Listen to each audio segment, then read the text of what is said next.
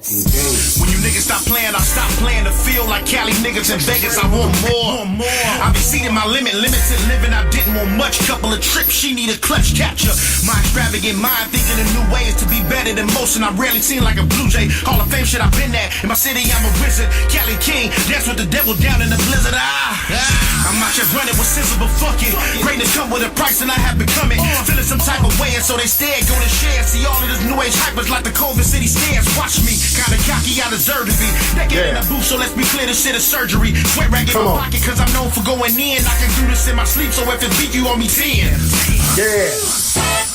Man, what's going on, family? Welcome to the Tariq Elite Radio Show, and I'm your gracious host. Wait. I am Mr. Tariq Elite Nasheed, also known as King Flex. That's with the competition everywhere I tiptoe. Glad to have everybody tuning in, family. Bro, deal with it. Get off my deal pickle. And we're going to chop up some good game on today's show. We're going to get a lot of calls on today's show. Usually I get some calls, but I'm going to get a lot of calls and chop up game with the family on today's show. But what we're going to do, we're going to take a real quick commercial break, and when we come back, we're going to take calls. So the phone number is 818-850-5404, and we'll be right back right here on Tariq Elite Radio. The book, Marginalizing White Supremacy, is available now. You know, it appears that since the first election of Barack Obama, the old days and the old ways of white supremacy has reemerged and is wreaking havoc to black lives every day and in every way. So it's very important that we understand the ins and outs of white supremacy. So pick up the brand new book, Marginalizing White Supremacy, a philosophical call to action post the Obama presidency. And you can get this book at Amazon.com, you can get it at Kindle, and you can get it at Lulu.com. You can also get it at BarnesandNoble.com. Again, that book is Marginalizing White Supremacy.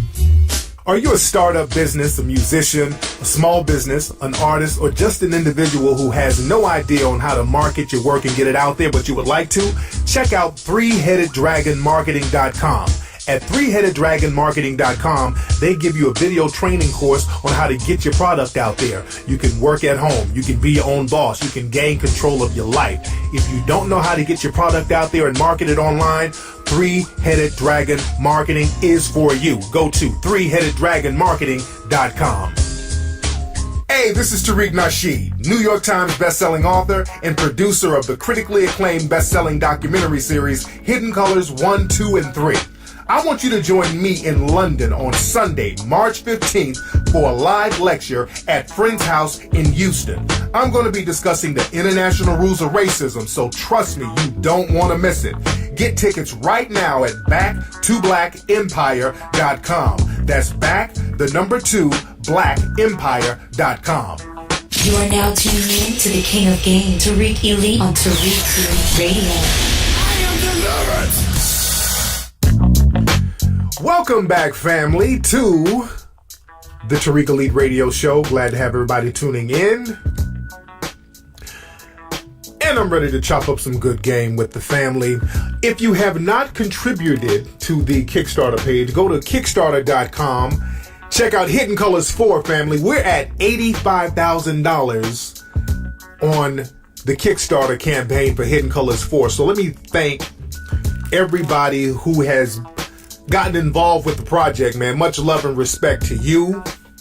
The project is going smooth. Our goal is 100,000, so we're just 15,000 shy of that. We can get that tonight, family. So if you're listening, family, go to Kickstarter.com.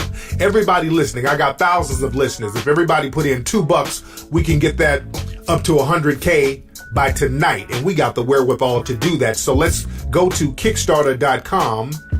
Type in Hidden Colors 4, and let's get that popping, family, because Hidden Colors 4 is going to be a doozy. We're going to start traveling and doing the interviews for that.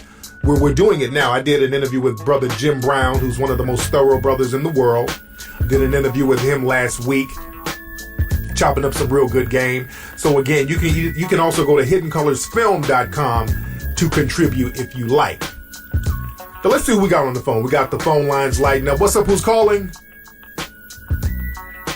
Hello? All right, family, y'all stop playing on the phone. But again, the phone number is 818-850-5404. Let's get this number right here. What's up? Who's calling? Yo, what's that? What's up? Who's this? It's D from Louisiana.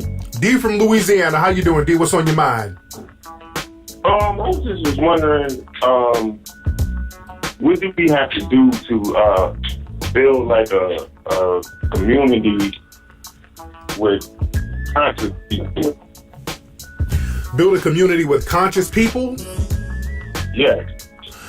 Well, the thing is, when you use the word conscious, what do you mean by conscious? Because now the so-called conscious community are full of phonies and frauds.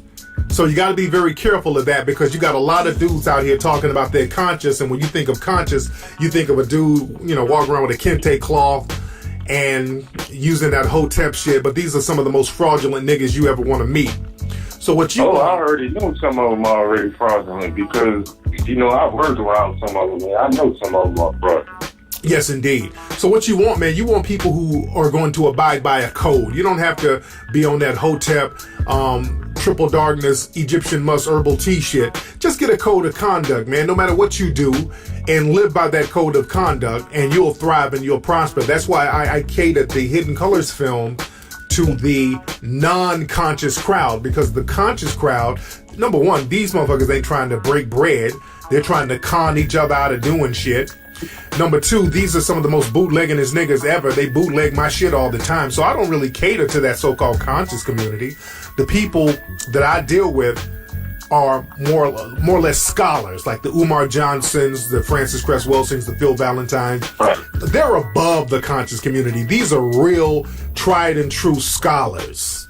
And we have to know the difference. A conscious nigga is just a motherfucker running around here trying to debate, talking shit, ain't really doing nothing, not really building nothing. So we got to get away from that and stop being fooled by that. Real heavy stuff, man. But again, look for brothers and sisters who just want to abide by a code. It doesn't matter what they do in life. Just if you want to abide by a code of empowerment, let's roll with that. And you can find that if you start hanging around the right people and get away from some of those fake hotep niggas. You feel me? Right, I got you. All right, man, much respect. Thanks for the call, fam. Yeah, we're going to have to chill out with the fake hotep niggas and the fake herbal tea chicks. Real shit. What's up? Who's calling? Hey, Tariq, it's Dave from Chicago. How you from feel? Chicago. How you doing, fam? I'm doing good. Hey, I was just calling in. I was wondering, you ever thought about, I don't know if you have already, but have you contributed to Dr. Umar's campaign for his school? Absolutely. I did it real early. I did it early on. And when I get some more information about what's happening, I'm going to contribute more. So yeah, I've already done that. I did that off rip. Oh, okay. That's what's good, man, because I know they're trying to shut him down. They had an incident in Baltimore where they canceled his event there. Why'd they cancel it? Well, they were saying something about he made comments about homosexuals, and that's against their policy or whatever, but I think it was bullshit. Was it a school or something? What was this? This was his, I believe it was a school, a college campus or something. I can't remember the name of the college. Okay, that sounds like something that they do at those college campuses. They put those pretend black feminists out there as the gatekeepers, and I'm pretty sure they sabotaged it. They're not real black feminists. They're pretend black feminists. They do that all the time. Years ago, at one of my lectures, what city it was? I forgot the city. And I did a show about it back in 2006. Some of those pretend black feminist groups made a fuss, and the school had to pay me my full fee, by the way. So I was cool. I didn't have to go out there. I just walked in my mailbox and got a check for $6,000. But they do little slick shit like that, and they're the gatekeepers of some of those universities when it comes to black men coming in there and empowering the community. So and that incident made me, at that point, I said I'll never have anybody try to sabotage my events again. That's why I'm hell-bent on doing my own events. That's why I like to pick and choose what cities I go to, because I can go and book a venue and promote my own lectures anytime I feel like it, instead of waiting on anybody to call. So that's why it's important for us to control what we have going on. You feel me? Yeah, that's what's up, because I know it's a lot of FBI and everybody watching, and that's unfortunate. Us black people, we got to stick together and make sure we keep it popping. Yes, indeed, and not just stick together with a code. It's very important that we stick together with a code of conduct. We need a code because, like Neely Fuller said, a lot of us get this whole let's just get together, and if we get together without a code, we end up fighting and bickering and debating and arguing and nothing gets solved. So instead of just getting together, let's have a code among each other and just rally around that code. So I'm real big on having a code. You feel me? Yeah, definitely. Right. Much respect. Thanks for the call, fam. I'm all about codes, family. I'm all about a code of conduct. Let's see who else we got on the phone. Oh, good. What's up? Who's calling? Stephanie. Stephanie? Yeah. How you doing, Steph? I'm good. How are you doing? I'm wonderful. Where you calling from, Steph? I'm calling from Dallas. Oh, man, I got to get out there to Dallas. As a matter of fact, I'm going to be in Dallas in a couple of weeks. I think next week, doing some filming for Hidden Colors down there. Oh, cool. Yes, indeed. So what's going on with you, young lady? Okay, well, I wanted to talk about... I'm in college now, right? And I'm a senior, and I'm studying biology and sociology. Okay. And what I've been noticing a lot with my professors is the favoritism. And, of course, I know, being a black woman, in the science field, there's not a lot of us. So favoritism is always going on. But what I've noticed in particularly is that whenever I go to my office hours, they just kind of want to shrug me off. And kind of like if I want to ask questions and like show that I'm paying attention in class, just wanting to build a relationship with them, they just kind of shrug me off and like, oh, well, you should just ask more questions in class, So I'm just kind of wondering, how can I build a relationship without doing too much? Right, so the teachers, you feel that the teachers are not giving you adequate attention? Yeah. Now, are you the only black person there, or are you black people? No, in my classroom, there's roughly, out of a lecture hall of I want to say 200 people, maybe a good 20 of us are black, and then maybe 10 are of African descent, like international students. Do you have any black professors or teachers there? Nope. Damn, because I was going to say try to get one of them as a mentor. But if you can, just keep campaigning and just, try to find one of those teachers who's liberal enough to just kind of sit back and chop up game with you after class. You understand? Just kind of catch them and just have a heart-to-heart with them and say, hey, excuse me, Professor such and such.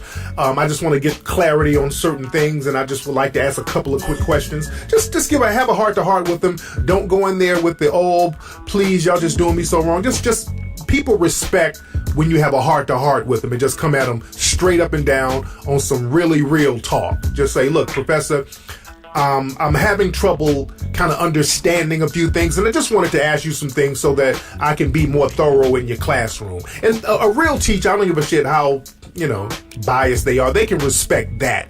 So if you step to them on that, they'll appreciate that.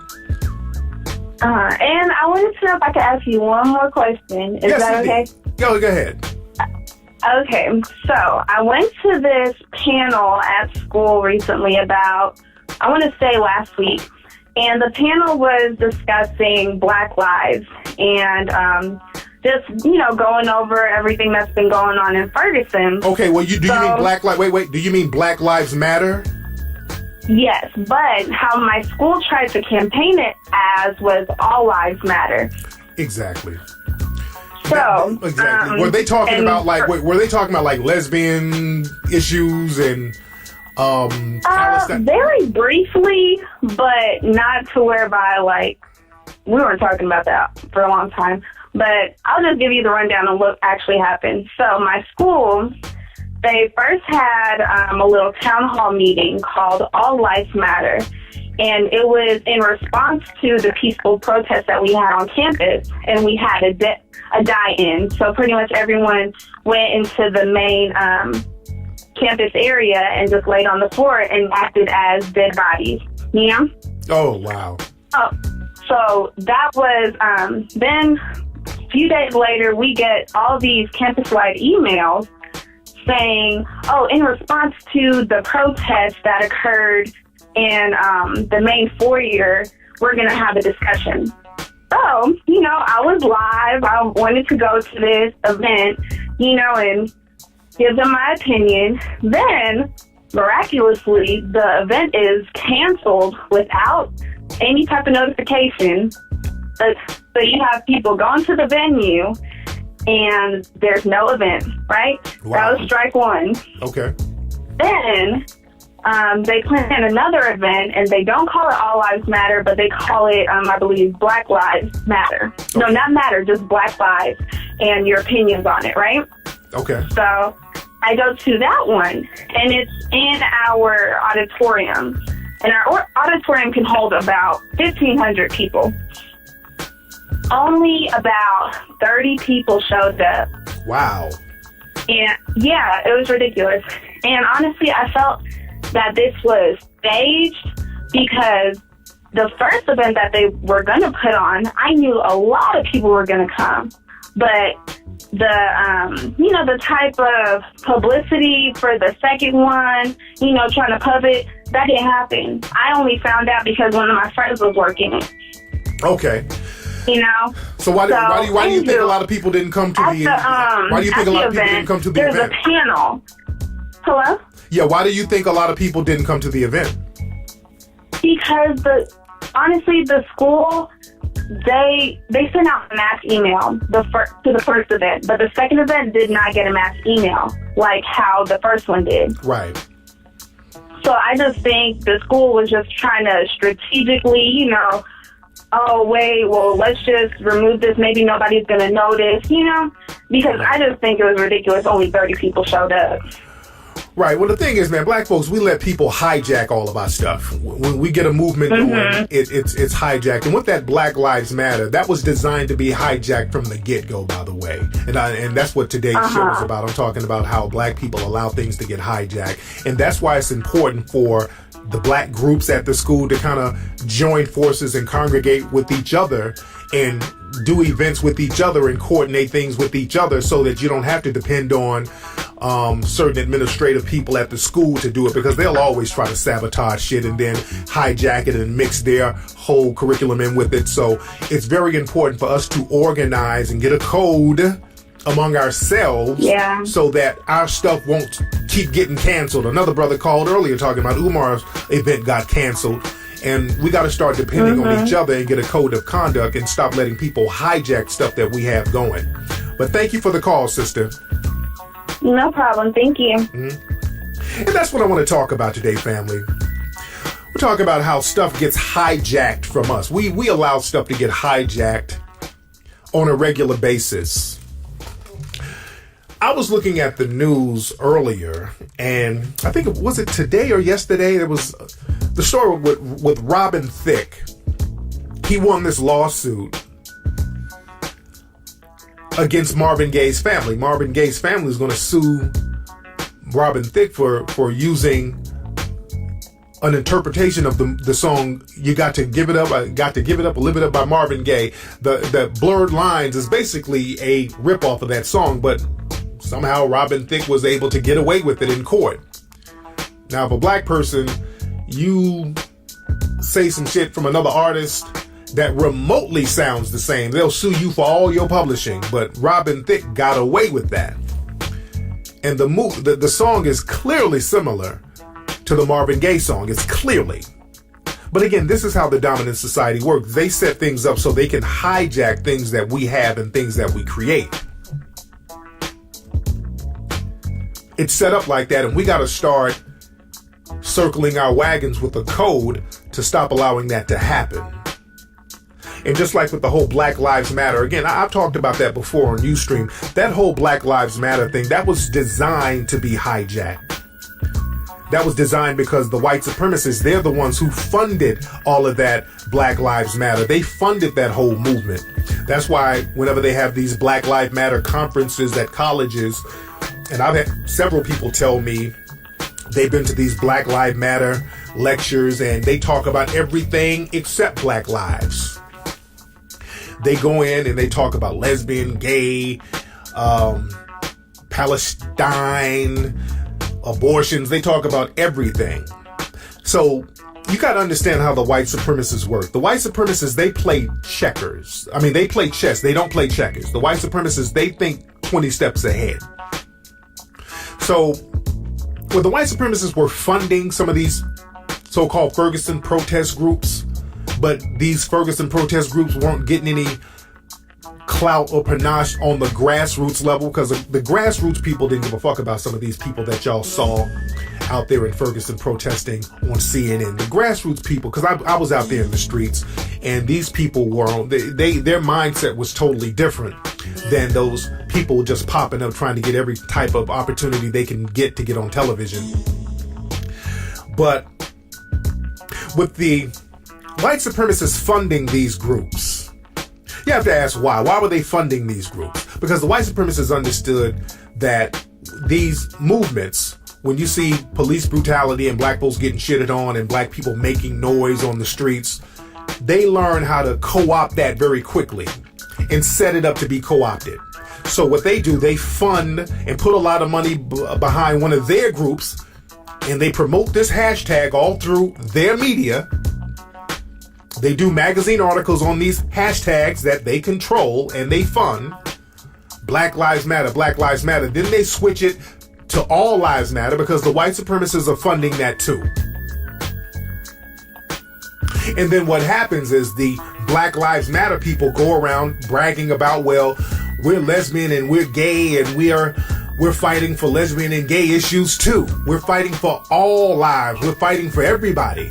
They talk about everything except black lives. And then what happens is what we saw on the Oscars the other night. The Oscars happened, and Patricia Arquette, the actress, she did a speech and she did a press conference where she talked about, and let me paraphrase, she talked about how more people should get behind women's rights, and how gay people and people of color, meaning black people, should support women's rights more because women have supported people of color so much. And there was a big outcry behind that, and there should have been a big outcry because it was totally full of shit. That was them co-opting our shit, co-opting our struggle, co-opting our movements, and then using it for theirs. That whole white privilege thing, that you Negroes owe us because of all we've done for you. And people kept asking Patricia Arquette, well, who are these women you're talking about who did all this for people of color, meaning black people? Who are you talking about? Because the impression she gave was that there are all these white women out here helping these disenfranchised black folks, and we owe you. That was the narrative. And who are you talking about, Patricia Arquette, and any other person who sits up here and says that all of these so-called women, meaning people in the dominant white society, have done all these things for black people? Now, I heard some people on Twitter halfway trolling, halfway trying to make a point, saying, well, these women in Hollywood, they go to Haiti and help Haiti. They go to Africa and help Africa. That is the biggest crock of bullshit ever. These people go over to Haiti, Africa, and don't help shit. Going over there, dropping a grain of rice somewhere in Africa, and then coming back with billions of dollars in diamond, gold, silver, platinum, cobalt, manganese. That ain't no damn help. That's you fronting like you're helping, but you're going in there to help yourself. Please stop letting people run that honorable missionary game. I've been all over the world. I've seen how people go in playing that whole liberal missionary role, like they're going in there to help, and they end up dominating and subjugating all the people. In Hidden Colors 4, we're going to get real deep into that, by the way. We're going to get real deep in that, by the way. But when people start trying to run that, oh, we've white women, we've done so much. See, that's the white supremacists talking. And again, there are people out there, I'm not shitting on everybody, because there are people, individuals who are compassionate and they try to make a difference. But let's just talk turkey.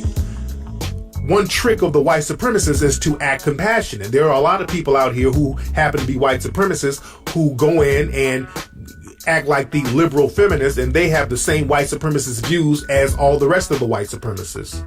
There's a great book that I always talk about called White Women's Rights, the Racial Origin of Feminism, that talks about how the female white supremacists would basically go to like Africa and all of these places acting liberal, but basically they were competing with the white male for power. They were going into these countries saying, hey, look, white male, you have to go in there and with guns and sticks and beat the people down. I can go in there and smile and grin and bat my eyes and get the same results, and they can bow down to me like that. So the liberal white supremacist feminists, they were still going in there campaigning for power, wealth, and resources and to subjugate the people. They just did it in a different angle and acted like they were helping the people, and they still run that game on us today.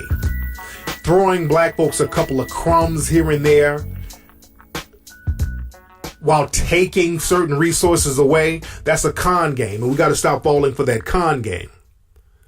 And we got to be on our empowerment tip and stop getting all teary-eyed when a suspected white supremacist is up in our face, skinning and grinning, acting real liberal like they're trying to help us, because a lot of times they're not. They're trying to exploit. And that's a tough pill to swallow. That's why we got to get a code of conduct and start doing for ourselves. And again, I'm not shitting on all people in the dominant society. I'm just talking about the people who believe and practice white supremacy. Let's see who we got on the phone. We got a lot of folks calling. I'm going to chop up some more game with the family. What's up? Who's calling?